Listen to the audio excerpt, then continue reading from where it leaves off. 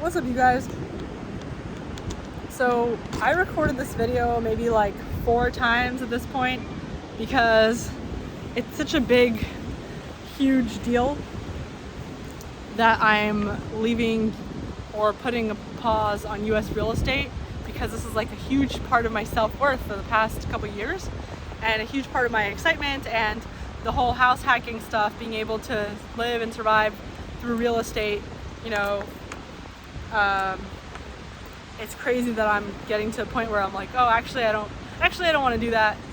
And so I feel like I'm betraying a lot of people, because I'm not only betraying you guys because I'm always like talking about it, but I always feel like I'm betraying people that wanted to invest with me, that wanted to work with me on projects, that wanted to do stuff in the US. And and it's like, oh, of course, there's people like, oh, why are you always changing your mind, So that's why it's such a big deal that I'm making this video, and I keep forgetting points that I was gonna make, and I should be writing on somewhere, but I don't have anything to write on. So yeah, the reason I got into real estate in the US, it wasn't because I was trying to build long-term wealth. Like, most people get involved in real estate because they're trying to invest their money and build long-term wealth. I wasn't doing that. I was just trying to find a way to survive and just needed a place to live. Rent in the US is anything. It's so expensive that just to have a place to live, like, it made sense for me to figure out the house hacking thing, buy a house, live in one room, rent out the others, and I was able to get a loan because it's easy to get a loan in the US, and people just don't know about it. I mean, I hear people all the time saying like, oh, real estate in the US is so hard, it's so hard to get a house. Lefties will say this all the time. Why can't we even have a place to live? I mean, I agree with you that it's so expensive, everything's expensive, but dude, loans are very easy.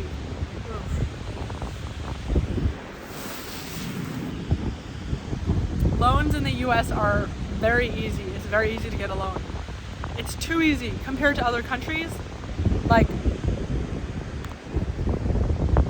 if you're a veteran, if you're willing to live on a farm, there's a lot of examples of cases where you don't even need a down payment, and if you're doing FHA, which I did for my first house, very, very low down payment. And they're willing to give you a very low interest rate if you meet certain requirements.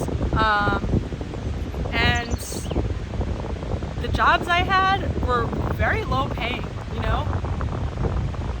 compared to what anybody needs to survive in the US. And that's part of another reason why I did it, because I realized I could make more money from the rentals than I would from my jobs. Or at least, basically, it would just cut the cost of having a place to live. Like, so I would have a place to live, and all I would have to worry about is the cost of food and healthcare. So, like, I was living in one room when I started house hacking, and then I was renting out the other rooms, so I didn't have to worry about a place to live, because that I had hacked through. The rooms were covering my mortgage and whatever else I was doing. And I still had to get like a waitressing job sometimes based on if I needed construction work.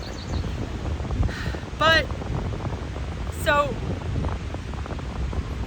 I wasn't really coming from a place of stability, and I was competing with real estate investors that were a lot more seasoned, a lot more experienced, and that had a lot more stability under their belt.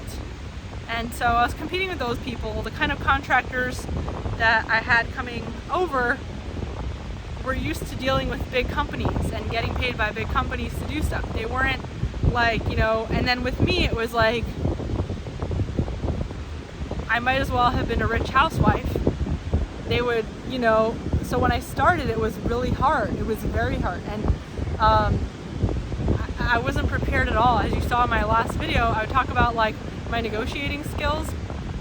garbage. Someone would come and say, oh, there is a problem in your house that is not fixable. It's gonna cost, literally, verbatim, it will cost anywhere between $10,000 and $80,000 to possibly fix this problem. And even then, it's not a permanent fix. So, like, I would hear these things a lot. And there's always some kind of unfixable thing, that unfixable problem with your house or your place that you're hiring for. Your car, it's an unfixable problem. But maybe I'll fix it for like crazy number. And I would fall for these things a lot, and from official companies too. It's not like I'm getting these people from Craigslist, you know? So this is happening a lot, and I've gotten better, but now that I'm in a different country, I'm realizing like, wow, things are so much cheaper outside of the US that I could have been building these skills in a much safer, lower cost environment. Instead of going into debt $500,000, literally going into debt $500,000 approximately. In order to learn these things, I could have been going into debt maybe $50,000, maybe. Like, you know? And maybe I wouldn't be taking on this crazy amount of debt either. But I'm finding out that there's ways to borrow, easy ways to borrow outside of the US, easy, lower cost, lower risk ways to borrow outside of the US that people just don't know about. The same way that people don't know about how easy it is to borrow in the US, they don't know about how easy it is to borrow outside of the US. And there's ways to borrow.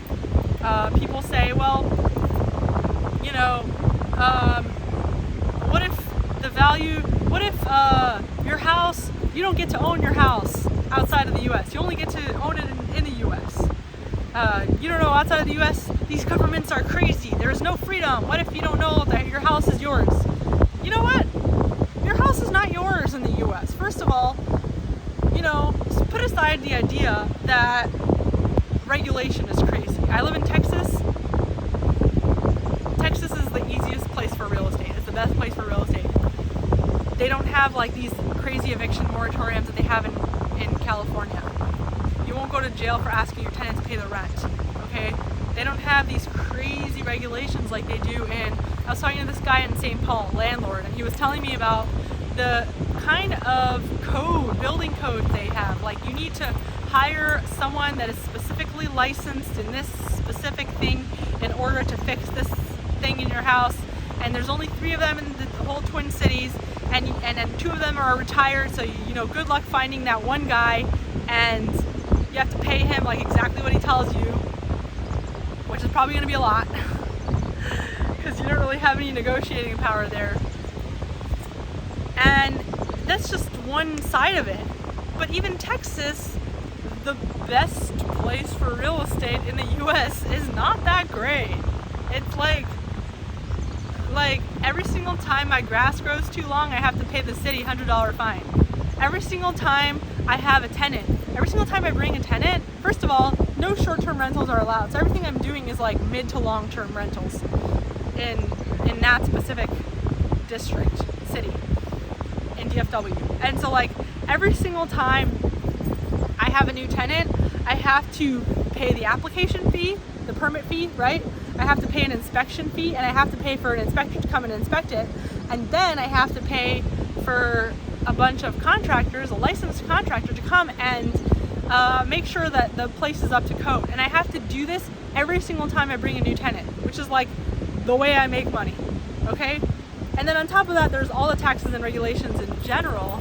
On top of that, there's like, you know, and then it's not worth it, actually. And the only reason it's worth it is because, first of all, if you're doing things in bulk, if you're a real estate investor that has a team, like a full-time team, maybe it's cheaper.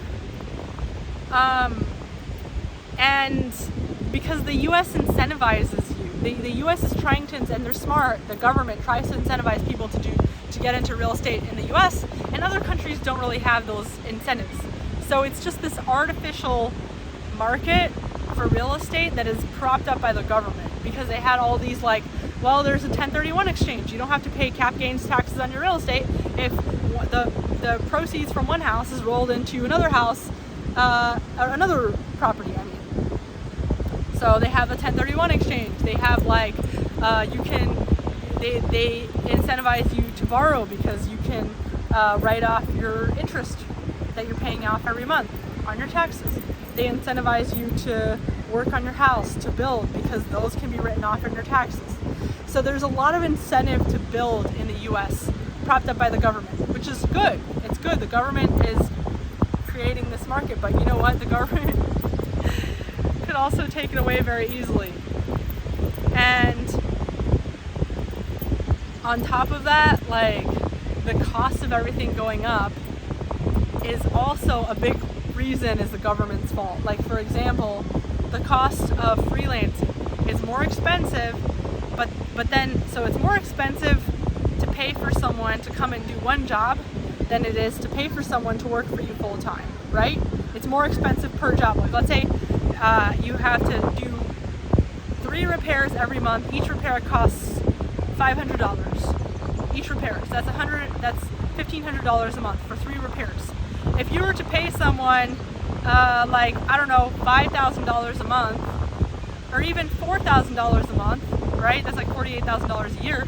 If you were to pay someone $48,000 a month, sorry, $4,000 a month, that's to do unlimited repairs because they're working for you full time. So to do basically everything, that's like unlimited repairs for the price of 4 repairs that you would be doing, which would cost you $2,000. So you're getting a bulk deal, and it's like that in everything. But then on top of that, the government is making it more expensive for you to hire people on contracted work. They started doing that in California. They want to make it a federal thing, where it's like, oh no, because contract workers, they need workers' comp, and they need health insurance, and they need 401ks and all these things, and they don't have it like full-time people do. So they are trying to make employees responsible for that too. So now it's already expensive to have one person. They're trying to make it even more expensive. And it's just like, okay, so that's fine if I'm very, very, very advanced in real estate, but there's no way that a little guy is going to compete with any of that. You know, the newbie, the small business owner real estate person. So just another example, you know, like I was asking my friend how much it costs for a maid, and I said this in another video. A maid in Bogota, full-time maid that comes every single day to clean their place, $200 a month. $200 a month for a full-time maid in Bogota every single day. $200 in Dallas, which is supposedly cheap, is not even going to get me a maid for 2 hours to come and do a rental flip.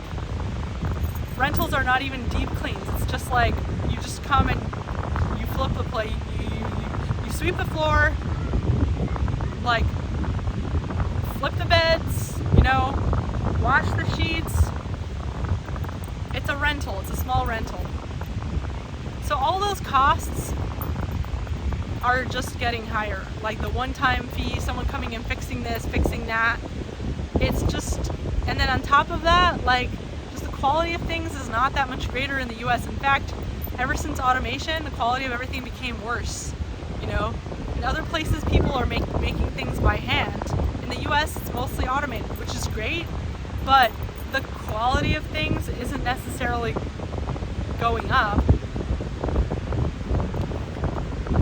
but the prices.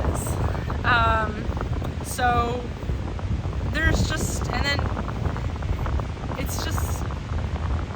then on top of that, there's liability. Like people say, oh, the risk is so high outside of the US. Maybe I'll invest when I have more money. Like, no, the risk is very high in the US. The risk is high in terms of getting sued. You don't have getting sued in other places. I remember staying in Airbnb in Mexico and with my friends, and I was like, I was like, oh, like there's a problem with this and that. property. My friend's like, they're not going to fix it. It's not like the US where you have a problem and your landlord is like your mom and has to fix everything and take care of everything. It's not like that in other countries because they don't really have this fear of like, oh no, you can get sued for something not being up to par. The liability for a lot of things, for like the government getting you in trouble, putting a lien on your property, the idea that you have to have a separate legal entity and a lawyer and accountant for every single new property, that's not really a thing outside of the US. And the economies outside of the US that are dependent on the US, I've noticed tend to be the shittier economies that are dependent on the US or on Europe, on Western Europe. They tend to be the shittier economies. They tend to be the places like here in Ecuador, everything's paid in the US dollar. Like, everything is shitty. Everything is shitty. Their cost of food is expensive because it's all imported from the US. It's even more expensive than the US because there's also shipping. And the labor is expensive. Like, everything is shitty. In places where they have their own economies that are like not as dependent on the US, are usually, there's more happening there. There's more building going on because it's just, they're just not dealing with the same setbacks. They're not dealing with the same costs of everything. So anyway, I don't know if I mentioned everything, like why, and then on top of that, it's like people in the US are just stressed out in general. I have actually really great tenants right now, to be honest, but I had to do screenings before they came to make sure that they were going to be okay. And most tenants in the US are not good tenants. People in the US tend to be very, expect certain things because they think it's just like their right. It's my right as a tenant. Like, there's things are changing a lot in the US. People have been complacent and stagnant for very long, and the culture is becoming kind of like a stagnant culture. Like, people have been just too comfortable for so long in a certain way things are, and the kind of people that you end up having as tenants tend to be very entitled and expect certain things, and just a general disdain towards landlords. Not everybody, and again, like, I screened and Andrew screened. Andrew kind of got on the phone with these tenants before they came and made sure that they were okay, and like, that's not every landlord's experience, and especially landlords that have like 100 tenants or more don't have the time to do that with every single person. So there's those kind of risks, the likelihood of getting sued, and then just general fear of the IRS.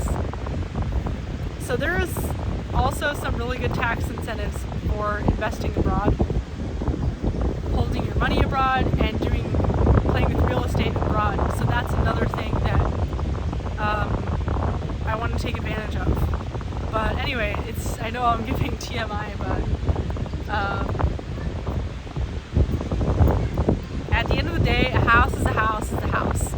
If you can build a house, however cheaply. If you can build a house, you can make it look nice. You can build it with all the amenities that a Westerner needs. You just need Wi-Fi. You just need a place to not collapse. Just basic amenities that every Westerner needs. And by amenities, I mean just make it first world comfort. Just make it basically good and livable. Anywhere in the world, there's some places where the weather is much more beautiful than the weather of any place that you lived in the US, where it's possible and easy to build and maintain a structure that'll hold Westerners anywhere in the world, okay? It's not rocket science. You can make money anywhere in the world. We found this place that we're staying in. The place is nice.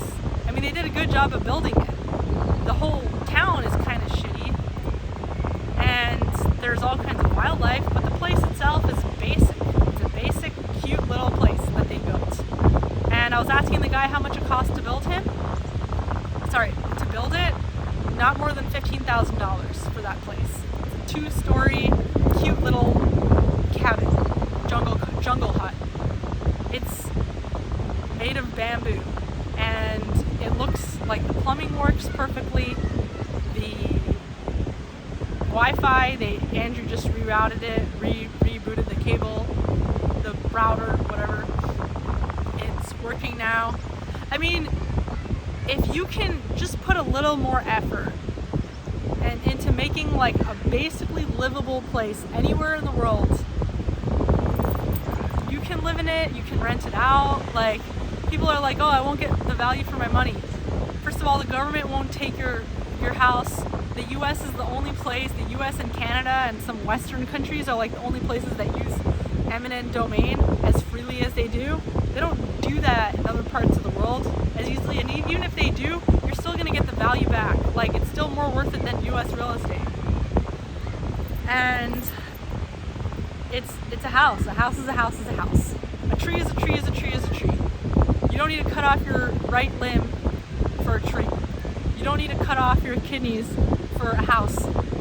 You don't need to do that. At some point, there's a place that you can get better quality, cheaper. So anyway, that's where my mind is at, and I will hope that was a good enough explanation.